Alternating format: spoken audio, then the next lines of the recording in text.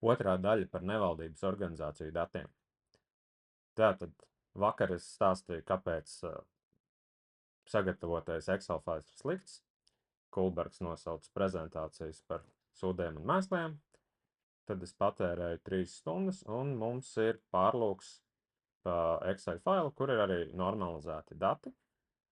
Un te ir nedaudz atšķirības no tā, kas ir publiskajos materiālos, jo dati ir normalizēti, protams. Vakar es teicu par 9,5 miljoniem Latvijas informācijas tehnoloģiju klasteriem. Tad mēs redzam īsto skaitli, kas ir 9,86 miljoni. Kas ir interesanti jautājumi, droši vien, kāpēc sarkaniem krustam ir tik daudz. Un mēs varam redzēt, ka visvairāk maksā Labklājības ministrija. Un mēs varam redzēt, ka visvairāk tā ir sociālā apdrošināšana, valsts sociālajie pabalsti un izdienas pensijas. Un tad mēs redzam, tātad sociāla apdrošināšana, tās ir vecuma pensijas. Nu, visticamākais, ka sarkanajam krustam ir tāda lieta, ka viņi aprūpē cilvēkus, un tad valsts maksā viņiem viņu pensijas, un tālāk jau tur sarkanais krusts rīkojas, droši vien kaut kādu daļu patur sev, un daļu arī attiecīgi dod tālāk cilvēkiem, respektīvi par pakalpojumu.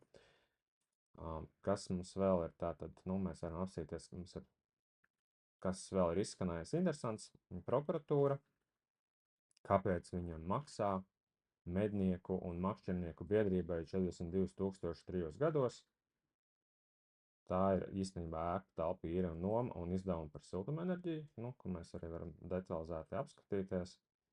Maksājumi par mēnešnieku programmām, prokuratūras iestāžu uzturēšanu, mēs apskatāmies tabuliņā, tad visi tie dati no Excel failu ir tagad šeit.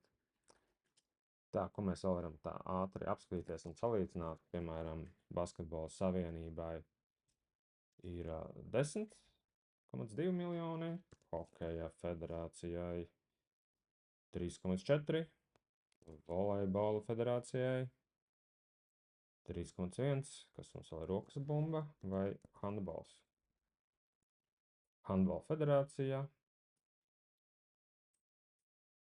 736,000. Nu, tā ir mazāk. Var sakot, šeit varat visu apskatīties.